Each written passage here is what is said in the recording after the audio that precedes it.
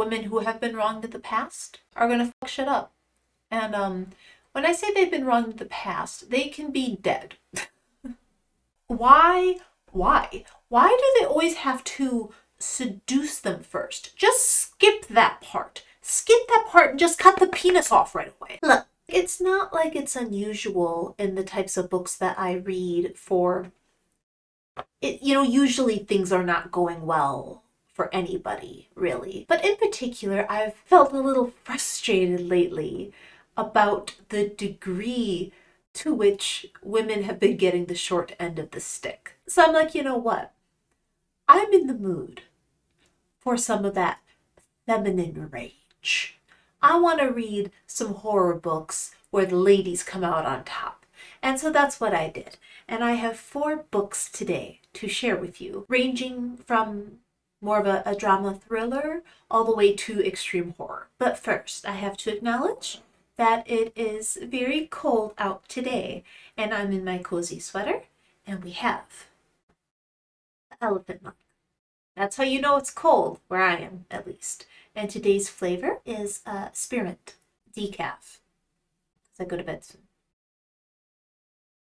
First up, I would like to talk about Shy Girl by Mia Ballard. Before we get into it, I'm just going to give you a heads up that if you do not already own this, you're probably not going to be able to get it for a few months, at least if you live in the States. I think that there are some issues. It's being republished in, I believe it's April of 2026, but it also said that it's not available in my country, so I'm not sure if certain countries it is available or what goes on there. But either way, you might have a hard time getting a hold of this until April if you don't already have it. You read the description of this and you are like, oh my goodness, what on earth? So this is about a young woman named Gia who is really hard up on her luck. They don't come right out and say this, but it is heavily implied that she has OCD and she lives an extremely structured life. Went to school focused on math, numbers, concrete information that is not subjective. Went into accounting. She tried to do everything right, and it still all fell apart on her. She ended up losing her job. But at this point, she's past due on her rent. And in her desperation, she decides to make a profile on one of those sugar daddy sites to see if maybe she can get a sugar daddy that would be willing to help her financially so that she doesn't get evicted from her apartment. She ends up getting a few hits, but there's one dude in particular who she decides to go out on a date with. When she meets Nathan, she makes it very clear up front that this is purely transactional.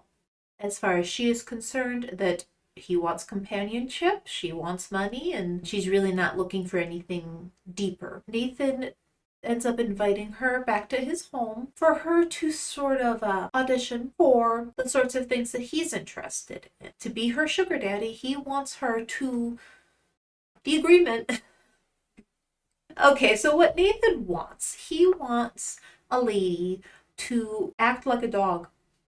Literally. He wants a woman to get down on all fours and wear a collar and bark and just act like a dog, eat and drink out of a bowl from the floor. And he tells her that if she agrees to do that for 8 hours a day, that he will pay her handsomely for her time. And it'll basically just be like a job. It's kind of presented as like a third shift type thing where she'll be expected to sleep in he has a crate, like a big dog crate that he's going to expect her to sleep in. And so obviously Gia is hesitant, but eventually does agree to his conditions. But then, what was supposed to be something she was agreeing to do as a mutually beneficial relationship very quickly becomes completely to his benefit. So it's not a spoiler for me to tell you that eventually our girl does get the upper hand. Because by nature of what this video is, it's feminine rage and revenge. So, But that's the thing. I'm not going to get into the details what exactly she needs revenge for, but you get the idea, surely, right? This book I thought was so interesting. I thought there were so many layers to this. And it's to be honest, it's not very subtle. It kind of represents this woman who's going into an agreement with a man, forced to go beyond what she had ever agreed to do. It's kind of one of those things, by the time she realizes how precarious the situation actually is, it's too late for her to get out of it. When you think about the sorts of concerns that often come up when you are talking about more traditional relationships where the woman doesn't work and she stays home and the man's making all the money, when done correctly, these are two people who love and respect each other, who treat each other well, and they just divide up the labor of their lives that way. But when you get into an unhealthy version of that type of relationship, if he does mistreat her, that she feels trapped and unable to leave and basically is at his whim. And so that's, to me, and I don't think it's even particularly subtle. I think that's very clearly what this is supposed to kind of represent. Because of the particular fetishes that Nathan has, it's not just... It's like, yeah, he wants her to act like a dog. He wants her to be obedient and to do what he says, when he says, how he says. But he also does things like give her her own bedroom that is decorated in a very childish way. His description, or excuse me, the author, Mia, her description of the bedroom reminded me a lot of the bedroom I had as a little girl. I had a bedroom with pink walls and dark pink trim and pink carpet, and that's kind of how this bedroom that he's giving to Gia, like 30-year-old woman / dog. I want you to obey me like a dog, admire me like a child, and fuck me like a prostitute. But instead of that being something that she's willfully choosing to do, it's being imposed upon her at this time. He's just presenting enough to her that she thinks that she knows what she's getting into. But then as soon as she actually takes a step into it, then he won't let her leave. And she's trapped in this life that isn't what she ever agreed to do. You can't complain about anything because I'm the one, I put a roof over your head. I feed you. But the roof over her head is a dog cage and the food that he feeds her is dog food. She will be completely taken care of as long as she agrees to give up her freedom. By the end of the book, her freedom is quite literally the only thing that she cares about anymore. On face value, okay, this woman has OCD. She is a control freak. Why would she ever want to be in a position that she has to act like a dog? Like, why would she ever even have that initial agreement to something like that?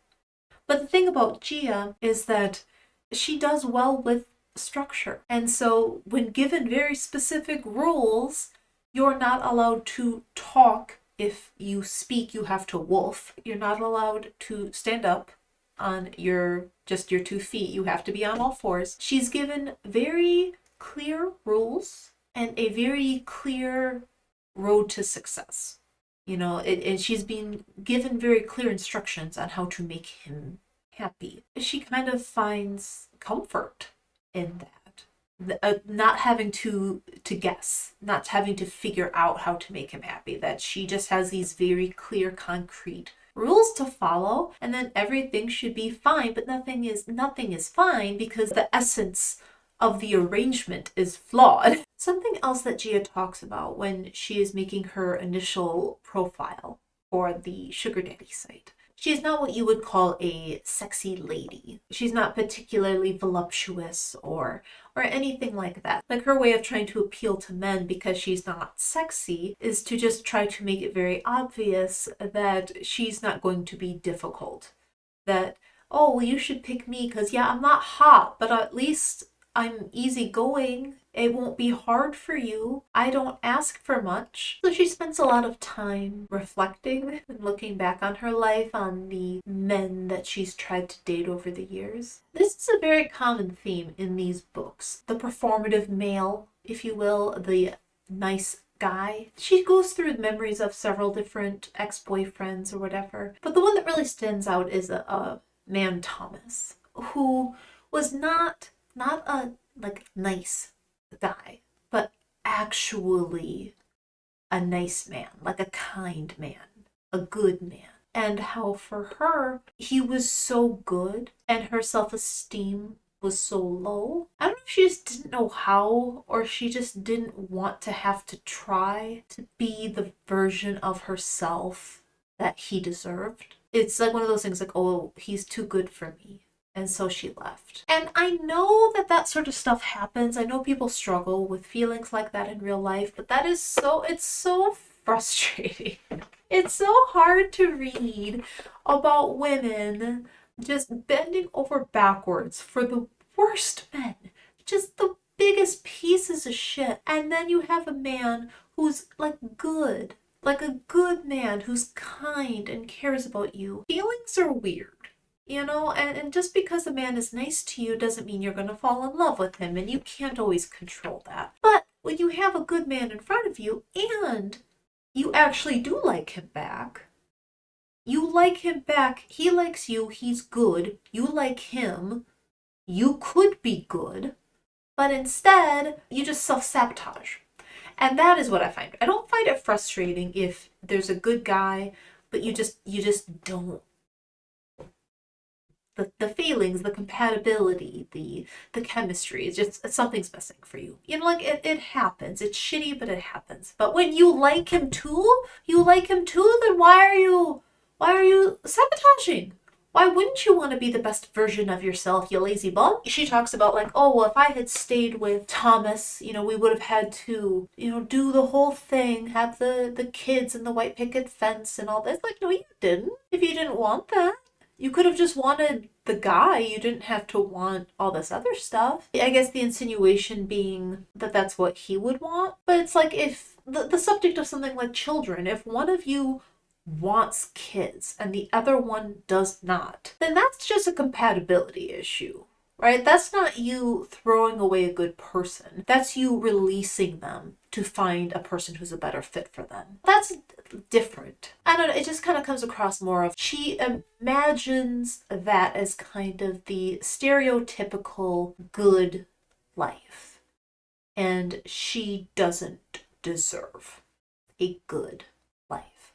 I think sometimes what it is, there is so much paranoia around being tricked, around a man manipulating you, tricking you into thinking that he actually liked you and he's just using you. You know, like that sort of thing. And it happens, and it's not always easy to tell. And I can have compassion for people who go through things like that. There seems to be like a strange sort of comfort in a man who doesn't even pretend to be nice. Because you're like, well, at least he's not trying to trick me and I can see what I'm getting up front. But it's like, no, sometimes there's just further layers. And it's like, instead of the guy pretending to be nice when really he's kind of mediocre, he's just pretending to be mediocre, and in fact he's even fucking worse. And also, and probably most importantly, if you view men as either they're upfront about how much they suck, or they are pretending to be nice to conceal how shitty they are so that they can trick you, get you, you're neglecting the very important secret third option where they're just actually a good guy. It does happen. Too bad that kind of pessimistic view of the world where you forget that that's even a possibility. Now, she is with him for years. This isn't like a week or two. She does get some revenge, but I will say, is the revenge in this particularly satisfying? I think the commentary of the book itself is more interesting than the actual revenge. The way her mindset changes over time is interesting to read. I did think that the book was well written and I thought it was really interesting. So if you're an extreme horror fan, this probably isn't going to be extreme enough for you, but if you just like weird shit, then this should be right up your alley.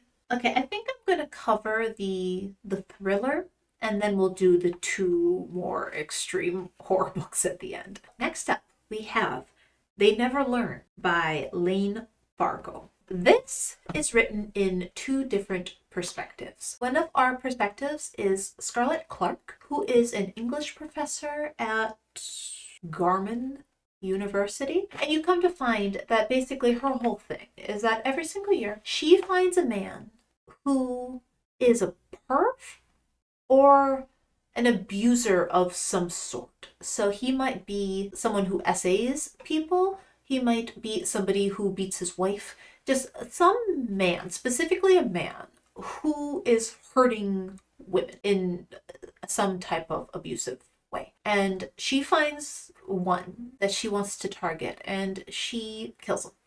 And it's like a whole thing. Like she kills him but makes it look like either an accident or like he did it himself. She hasn't gotten caught because she tries to be pretty meticulous about her whole process. But she's doing this like once a year, so fairly regularly. She's off of them, you know? And then our other perspective is a freshman at Garmin University named Carly Schiller. She's having a hell of a time. So she is an exceptionally shy, awkward girl who has some daddy issues. She kind of starts to become friends with her roommate Allison and Allison's friend Wes. But it's a little bit awkward because like our girl Carly's just weird. Like she, for a freshman in college, she is unusually emotionally stunted to the point where she is extremely squeamish about something as small as a kiss. There's nothing wrong with taking that sort of stuff seriously, but her whole attitude around it does come across as a bit repressed for the age that she's at. But she is bisexual. It's something that she herself is aware of, but she has a hard time acknowledging it to the outside world. But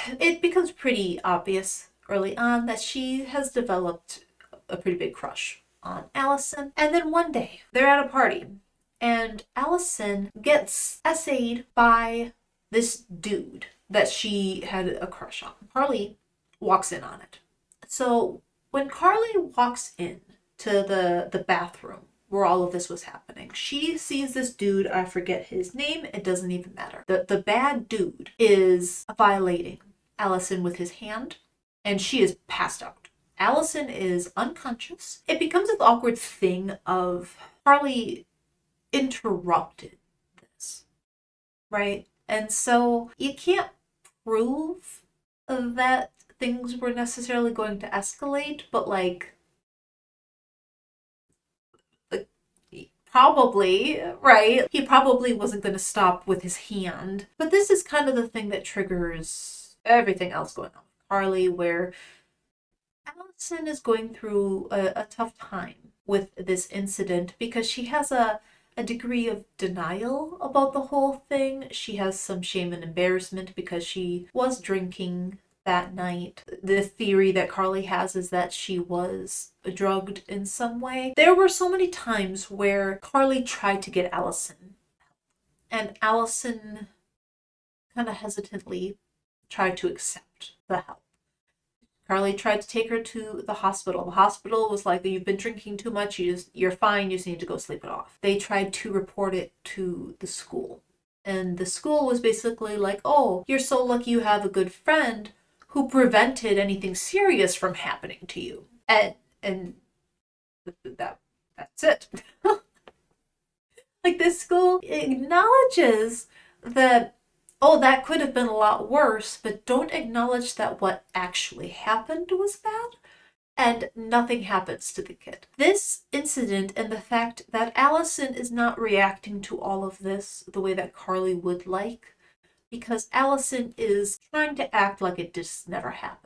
After she gets rejected, nobody at the hospital takes her seriously, the dean doesn't take her seriously. She just tries to act like everything's normal. She just wants it to go away. She doesn't want to think about it. She's trying to push it down. And Carly doesn't like that. And while Carly does want to be a good friend, she's uncomfortable with Allison acting like it never happened. You have the story of the older teacher who is actually just killing men who do things like this, right? And then you have this young girl who is witnessing men hurting other women that she cares about. And you see different examples of, oh, it's not just this one-off. It's different men being shitty in different ways to different degrees, but there's this very common theme of men manipulating and coercing women into doing things they don't want to do. That is kind of the common theme in the book, and how you see this rage developing in Carly. This inciting incident was kind of the spark for this rage that's growing inside of her. And then you see this older teacher who has been rage-filled for some time, and how she handles it because of the fact that she feels like no one else is going to do anything about it, and she's sick and tired of them getting away with it. So she's decided to take it into her own hands. Now, this is not a horror book, but I mean, obviously, like, look, you have a serial killer on the loose that's running around killing men. You know, like, she's not just doing it willy-nilly. It's always men who, yeah, they have not been through the court of law, so it hasn't been proven, but she is doing it with the intention of, this is a man who has been accused of sexual harassment 6 times in the time that he's worked here. Like, I believe that he did do it, but since he's been accused that many times, it can be teachers or the janitor or students. Like, it's just a free game. Like, whoever the shitty ones are, she's gonna get your ass, you know? I do think it is something that not just women, but just people in life, young people, have to come to learn at some age, is that people will pretend to be nice to you to get what they want from you, right? And so different kids are going to learn that at different ages. If you have a more sheltered life, you might be a little bit older when you learn that. It kind of gets into the types of men who pretend to care about you because they think that that's what's going to work, doing what they think they have to do to get what they want. And so you do kind of get into the subject of, like, the friend zone and stuff like that, and which is something that I think is not as black and white as some people would like you to think, to be honest. Do I think that there are men who pretend to be friends with women, hoping that if they put enough nice coins in, that sex will pop out? Yeah, of course, right? Like, there's men who just have a big crush on a girl. So even if she hasn't shown any romantic interest in him, that he wants to kind of stay in the vicinity, you know? And that eventually maybe she'll change her mind. Are there women who know that there's a man in their life who has a crush on them, and yet they will continue to be friends with them and maybe kind of stoke the fire a little bit because the attention makes them feel good? Yeah, I do think that happens. I'm not going to sit here and say that no, women are, you know, innocent and pure. Like, no, there's normal women, but there's shitty women too. Like, there are absolutely women who take advantage of men who have crushes on them. I think it's complete and utter nonsense to act like that doesn't happen. But here's the thing.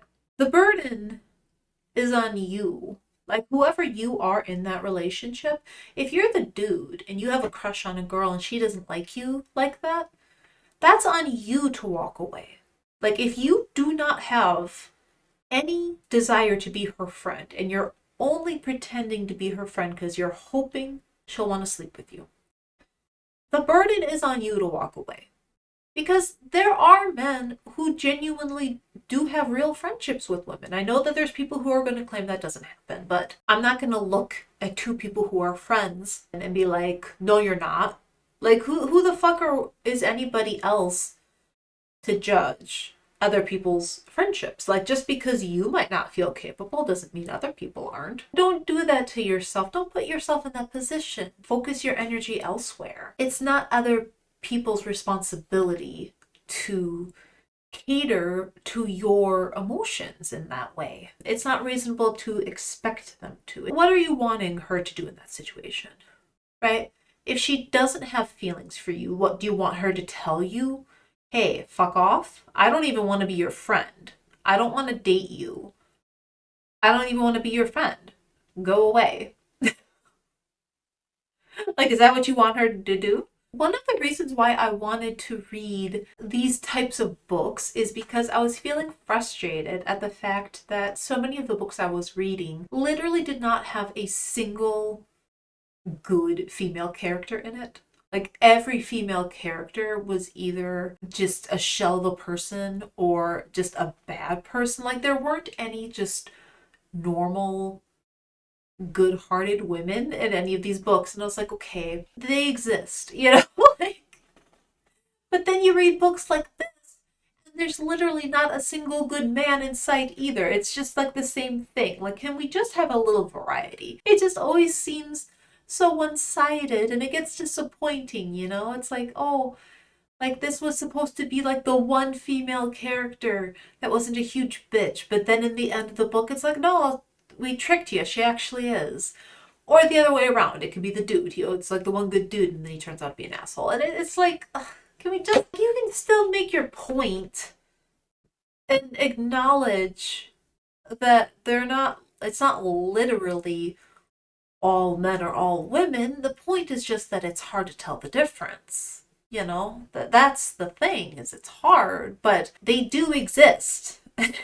So sometimes I feel a little bit frustrated with these books because they won't even give you a one. They won't even give you a single one of a decent male character or a decent female character, depending on the perspective, you know, and it's, but yeah, so this book, it has moments of violence, but it's not described in a super gory way, as you would expect with like a thriller type book. But you definitely do get the emotional fulfillment of the rage building. You kind of get the rage and the build of tension and stuff from Carly's perspective, but then you get the payoff, you get the revenge with Scarlett's perspective, where she is actually lashing out at the men who have done these terrible things. And I do think it is very satisfying when a man does bad things to women and he gets his comeuppance at the hands of women. I personally find that more satisfying to read than a man being mad that somebody killed his wife and then he goes on a rampage to get revenge. You know, like, no. Like, I want her mother to get revenge. I want her sister. Like, I want another woman to be the one to make him feel afraid and make him powerless and make him cower. That's like, yeah, like, you thought you were big and tough. Now what, you little bitch? Like, that's what I want. Again, this isn't really a horror book so much, but it is very satisfying in regards to the feminine rage and revenge angle. It's very emotionally fulfilling in that way. Okay, next up we have Horror House of Perversion by Carl John Lee. This group of friends went to school together, and it is the 20th anniversary of their graduation. They're kind of reuniting just to be like, hey, but they got a secret. So this is one of those stories, and I feel like this is a fairly common theme that you see. A group of friends, but back when they were in school, they did a bad thing, and now that they are all coming back together 20 years later, they're gonna pay the price for the things that they done did. So this whole group, there's Lee and his girlfriend Anya. Anya is the only person who is not a part of the original group. But everyone else, Peter, Cal, Gareth, and Lucy, that all went to college together. And I think Gareth and Lucy are a couple. what you find out, and they committed a crime against the lady when they were in college. This is a pretty short story. This is like 80 some odd pages, so work with me here. There's like a mountain cabin which they were going to go to, but instead they end up needing to seek refuge in this random house that they find in the woods. There's things that happen that lead us to this point. This house is not a normal house. This house is specifically a place for wronged women. They don't know that, though, until it's too late. There are supernatural elements to this. They no longer have to be with us in order to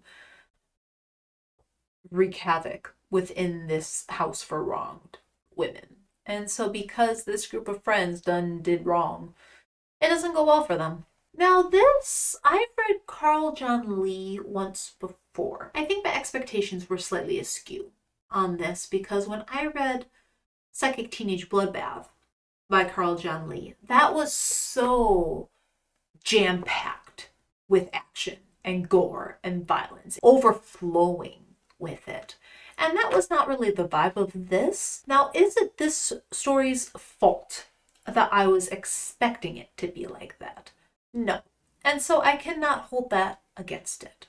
It's just my expectations was that this was going to be violent and bloody and gory start to finish because it was so short, But this is more of like again, considering the size of it, there's more build up and it has its moments, but there's just like a lot more non-action-y parts than I expected. I think when you have feminine rage and revenge, those are two separate things that often overlap, but they are not one and the same. So the revenge was more satisfying than the rage. They did some fucked up shit, but see, here's the thing. I don't like this. I need to file a complaint.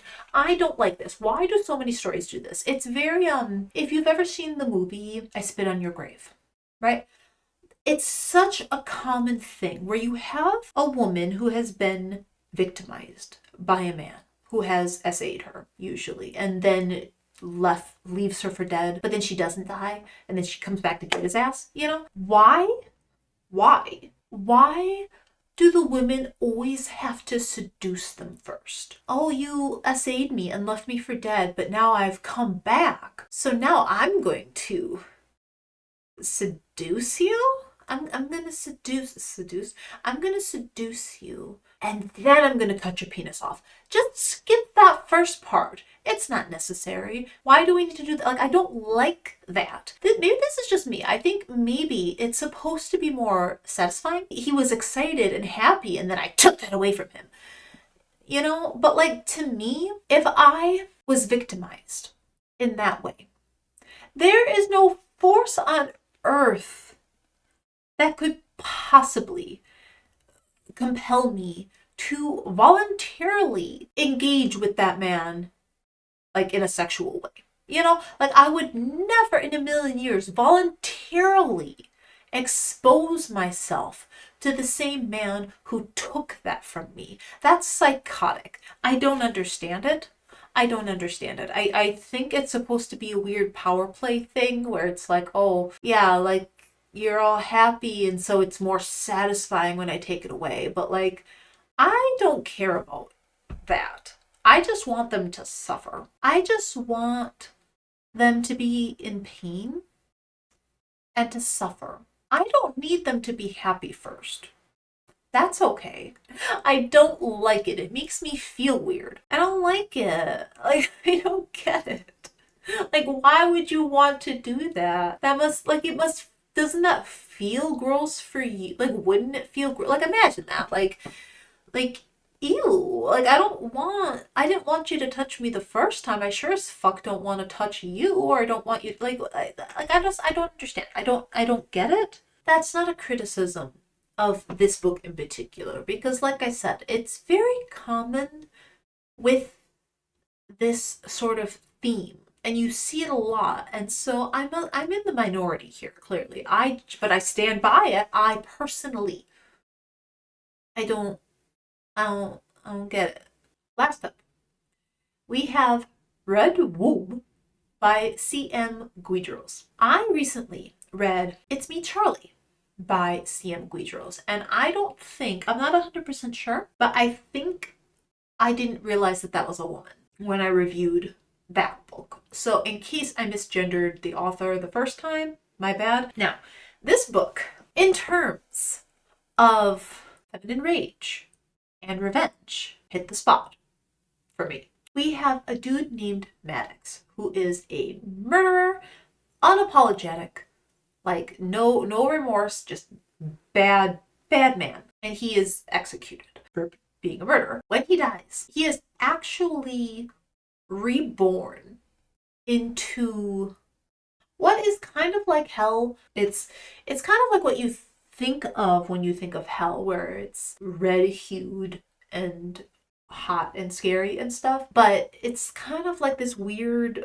fleshy prison. And he's not alone. There's other dead men there as well. And instead of Satan, you have Mother, who is this demon lady with like red eyes and horns and stuff. So basically you find that this is a specific place for shitty men who hurt women, special realm of hell, and it's ran by Mother. It's such an interesting, because you have these men who are clearly, they were executed, they're dead, they don't really fully seem to understand their deadness.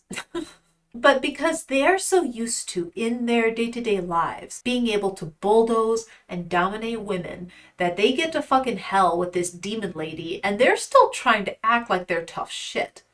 And it's like the demon lady, Mother, is here to put them in their goddamn place and be like, excuse me, you ain't the big baddie here, my guy. And she turns them into her little bitches.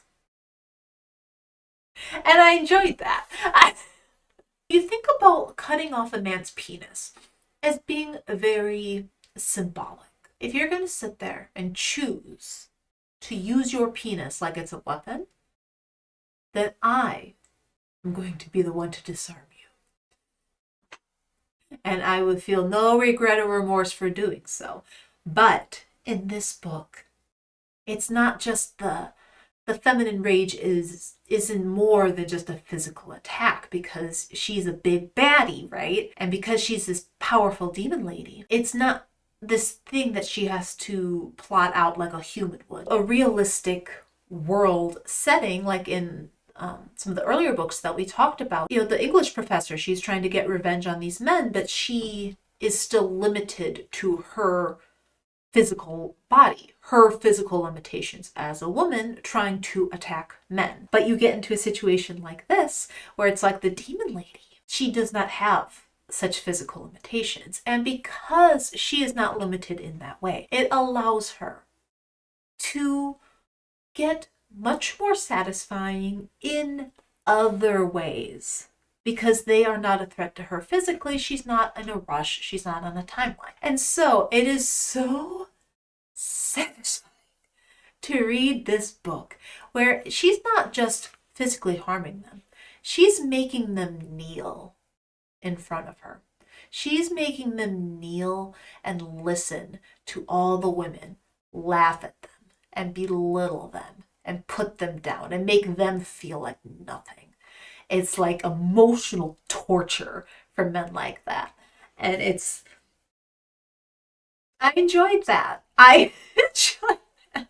That's the thing, is that when you're used to being able to get your way due to your physical size and strength. And to have that, it's not even being taken away from you.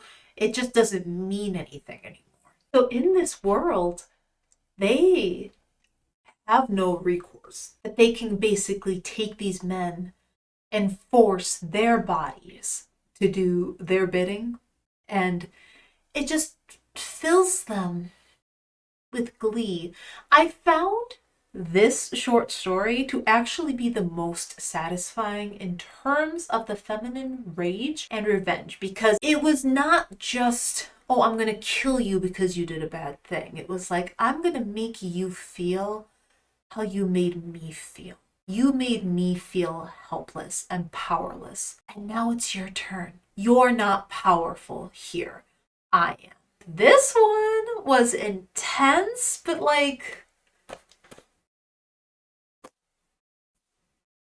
this one fucking hit. Like, so those were the 4 stories that I read. And I do think that it was an interesting variety, all kind of exploring varying degrees of realistic to less realistic feminine rage. But I would say that the least realistic were the most satisfying to read. My personal favorite out of the group was Red Womb.